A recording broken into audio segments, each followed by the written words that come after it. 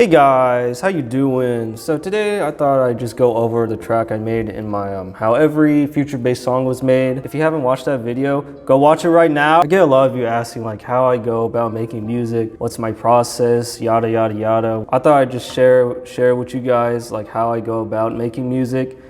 And yeah, before this video starts, I want to give a huge shout out to Vocaloid for sponsoring this video. They were kind enough to reach out to me and let me try out their new Vocaloid engine, Vocaloid 5, and it's a huge upgrade from Vocaloid 4. I actually used Vocaloid 4 for my Porter Robinson tutorial. If you haven't watched that video, go watch that video right now. So I'll be going over how I use Vocaloid 5 in this song. I'll leave a link in the description down below so you guys can check out Vocaloid 5. I highly recommend it. And yeah, let's just jump into it. So starting off with the chords, basically the key I chose was E flat minor.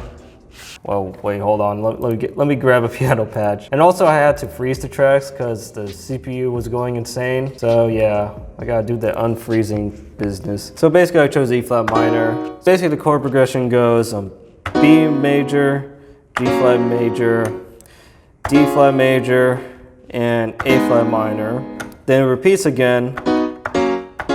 But this time, the last chord goes to an E flat minor. The notes that I used throughout verse 1, the build up, which is spelled wrong, and then the intro was basically these notes. This is the piano's part.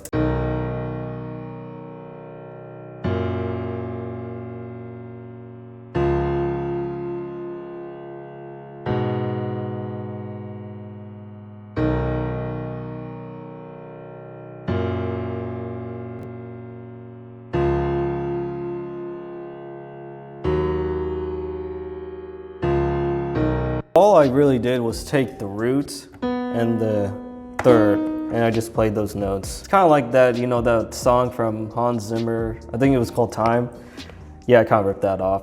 But that's what I did, and I just pretty much copied that and put it through this synth. Yeah, I made this one. It's like a typical sine wave, and I automated a filter, as you can see right here. And I put some effects, you know, the OTT, some VR sterilizer. I think I like downloaded from like some Reddit page, some guy made it. Some Valhalla room. I put a utility and actually, I don't know why I put a utility. Because I didn't do anything. But yeah, I put a glue compressor because like when using the filter, like the volume goes higher when you remove the filter or as the filter moves up. So obviously I just put a glue compressor to maintain the volume, but that's what I really did. So obviously the same chords, as you can see. I'll just start right here to show you what the filter is doing.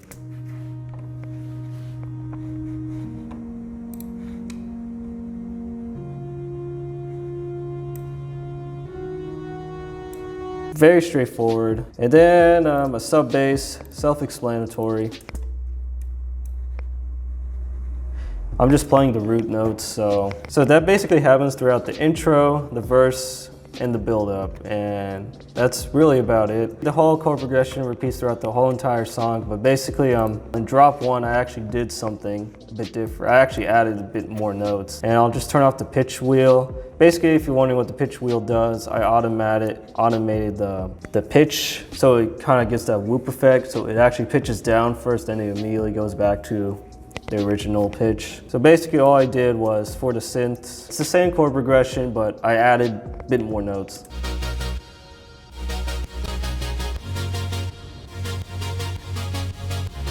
They're all basically 7th chords with some suspension chords and different variations. So basically, yeah, 7 chords.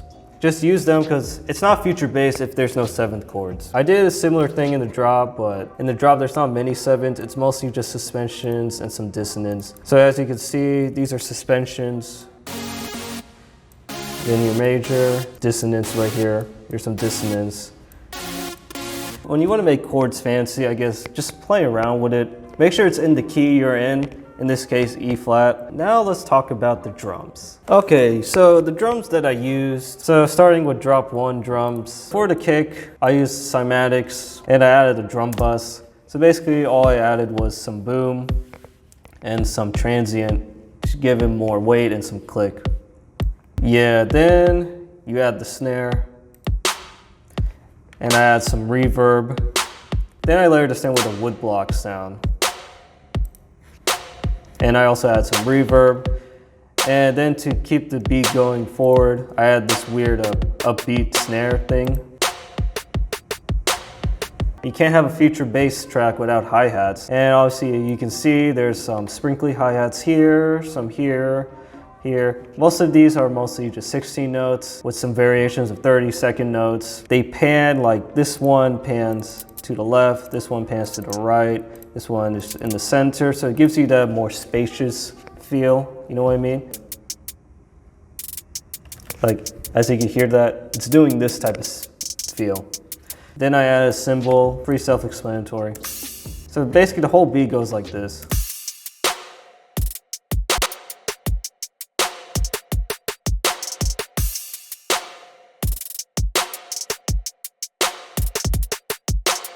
Oh yeah, I forgot to mention, I added some impacts throughout the transition to the verse, if that makes any sense. So basically, when the verse comes in, I added this reverse cymbal, then I added an impact. So when the verse comes in, it sounds kind of like this. So yeah, that's how you know you're in verse 1. So it's pretty self-explanatory. I did the same thing here, but then I layered it with 2 more cymbals, so yeah. So I use Superior Drummer for the drum kit. I use a preset Indie Rock Room. I mean, it's typical rock sounding drums. Then I added a JST big drum. This is basically a compressor. Yeah, so it gives it more of a punch. So basically, yeah, the beat is a typical rock beat, as you can see.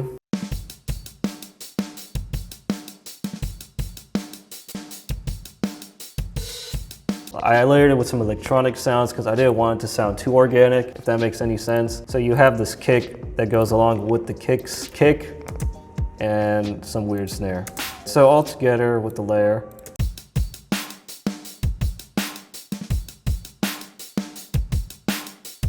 Then for the build up. So for the build up, I actually went for more orchestral sound. I added some toms that you would normally use in epic music. I used action strikes for this one. So for the first part, this is what I played.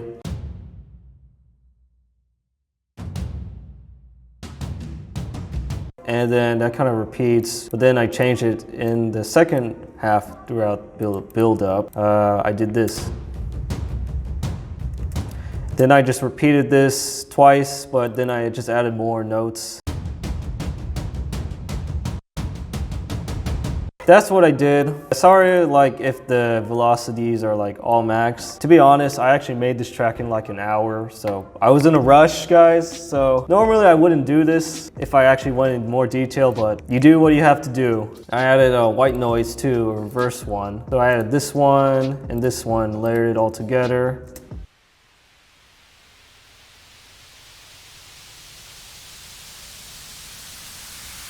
When you layer it, it sounds more impactful.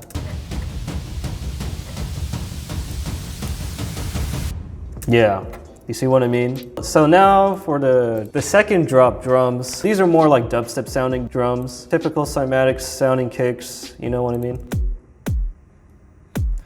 Then I layered it with this kick. It's more like, it gives it more of a thud than some impact snare sounding dubstep sounding snare. Then I layered it with this one. Then I added a cymbal. And then I had another cymbal, which basically I aligned it with the kick and I lowered the volume.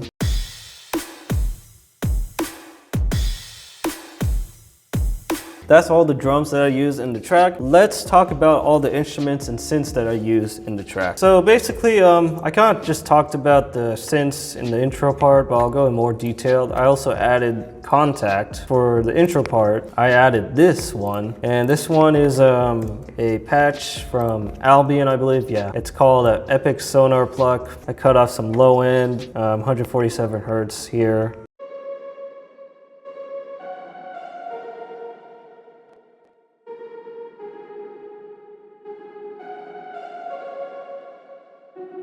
It's pretty much the melody that repeats throughout the whole song. It's kind of like the introduction melody, if that makes any sense. I was just improvising it on my mini MPK. I was in a rush, guys. I had to come up with something. Then I layered it with this one, and this one is another Albion patch. It's a Glass Plux. So this one sounds like this.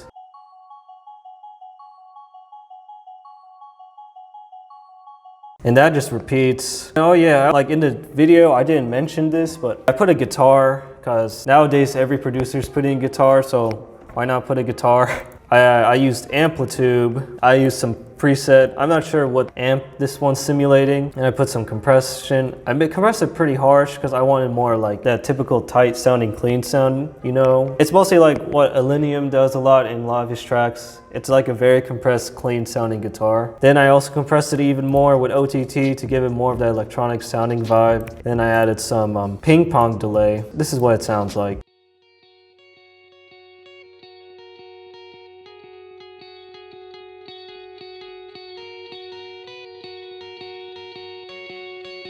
And that kind of appears here and there. Like as you can see, it appears in verse 1, and then it also appears in the build-up and in drop 2, but in the build-up and drop 2, it's distorted. So I used Tone Forge, Guilty Pleasure, then I added some OTT, same idea, that electronic sounding compression. And I also added a utility, and this one's automating the volume because when the drop hits, it's quite loud, so I just automated it. I'll just start here because I actually chopped it up.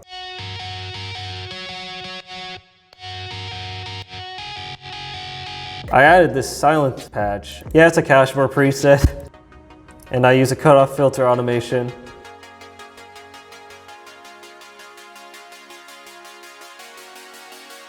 Self-explanatory, so that's really all the synths I used. This is more like the verse and intro synths. So now let's talk about the drop synths. I'm not gonna go in too much detail. As I mentioned, I used the pitch wheel to automate the pitch of the drop. And I added some LFO tool, OTT, and Valhalla room. Basically, the LFO tool is the sidechain. And basically, this sidechain reacts to the MIDI data that I programmed. So basically, I put an external instrument and I route it to the MIDI channel, which is the group, and then to the plugin that I'm using. And then I can control the shape, volume shape of the sidechain. This is actually my favorite sidechain plugin because you have full control over what kind of shape you want of the sidechain. So, and you also control how many times you want the sidechain to happen. So that's why I like it. So starting with this one, Serum, because it's not future bass if you don't use Serum. This is a preset that I made. I was browsing through some wavetables and I just happened to found this. So I added some LFO. I use asymmetry. Basically, it's just doing this. Then LFO2. This one controls the cutoff filter. Basically, that's what you get the whoopee sound from. Then LFO3. Basically, there was some pops that were happening, so I just automated the volume. And LFO4, I mean, this is a band plus minus. Basically, it does this. And this one controls the sub. It basically acts like a texture to the sound. Then I added some OTT, hyperdimension, reverb, and EQ. These are more cutoff EQs. LFO1 controls automates the reverb mix. So basically, that sounds like this. It's more of an aquatic, metallic sounding synth. The chord progression is pretty self-explanatory, as you can see right here.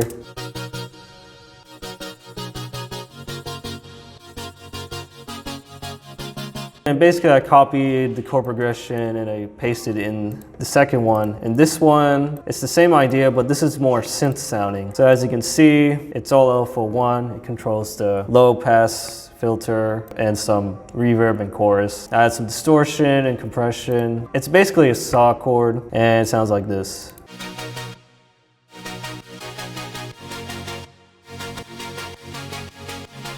And then I added another Serum. This is more of the metallic bass sounding one. It's like some weird square sound. Same idea, LFO tool on the cutoff. Add some distortion, some phaser, compression. And this one sounds like this. Sub bass, self-explanatory, the side chain. So that's the first drop. Now the second drop. This one I made a while ago. I don't remember how I made it. It's basically two massives, Ilharmer and Serum. I would love to play it for you individually, but it's gonna crash, so I can't do it. But basically, it's all saw chords. So as you can hear it. Then I created this patch. This is more a metallic sounding one, I believe. Yeah. I really detuned this one because I wanted that wideness. If I can find it. Yeah, right here. I made the unison 10, add some OTT, self-explanatory. Sub bass, simple. Then I also added a actual mode of bass. Actually, I really wanted more of a pick attack because as you can see the playing style, it's pick. So basically the bass I programmed is doing all downstrokes. So it's giving you that really interesting sound. And basically I took off a lot of the low end because the low end's basically compensated by the sub bass. So. And if we hear it with the sub bass. Yeah, that's why I did that. Yeah, side chains, self-explanatory. That's all I did. So you might be wondering why I put spaces. It's more of a musical style, I suppose, an effect. Like if I play the drop.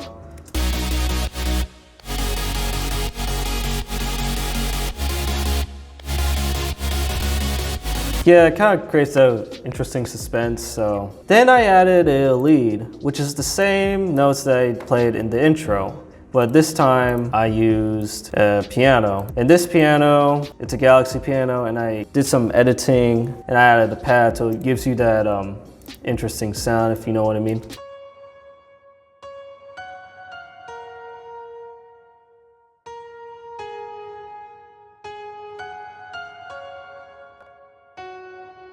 It kind of reminds me of that Nintendo Wii theme song, if you know what I mean. Then I layered it with, you know, the same thing, where is it? That pluck, yeah, right here. I just added an octave, so, but it's playing the same thing. And then if we layered it with the piano. So if we play the drop, you get this.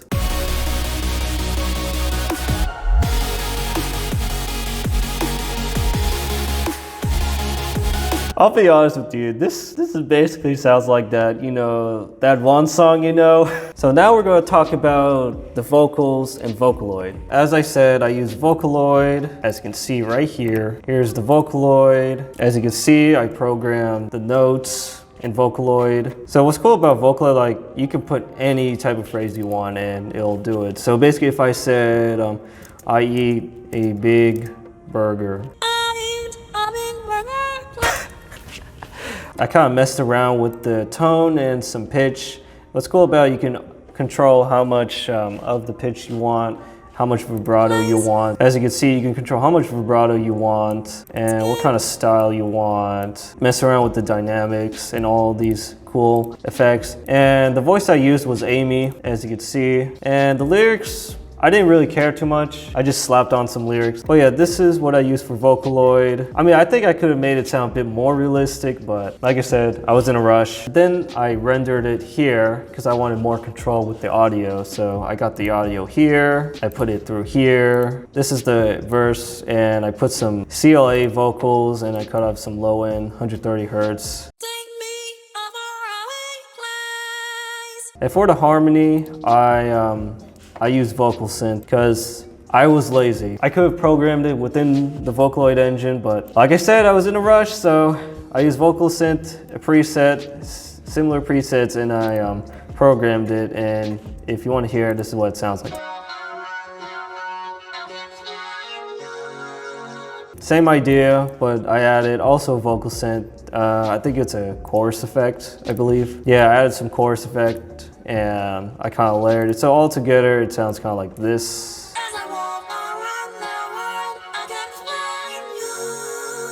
Then the vocal chops, because it's not future bass if you don't have vocal chops. These are basically programmed within the Vocaloid engine, and I just rendered them out. I just slapped on some Valhalla Room. I made it really wet because I wanted as like a background effect. So here are the vocal chops.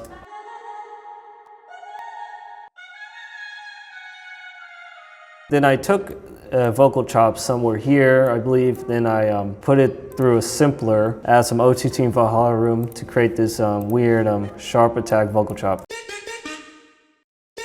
And that happens in the drop. And these background vocal chops go throughout the verse, build up, and the drop. So yeah, that's really it of the vocals. There's not that much I did. That's my whole track. That's how I made the track. Took an hour, as I said. I was quite surprised. It turned out pretty well. You guys seem to really enjoy it. If you want to see more stuff like this, leave a comment down below. Make sure you punch the subscribe button, hit that like bell, notification, and yeah, I'll see you in the next video. And I bought Ableton the next day.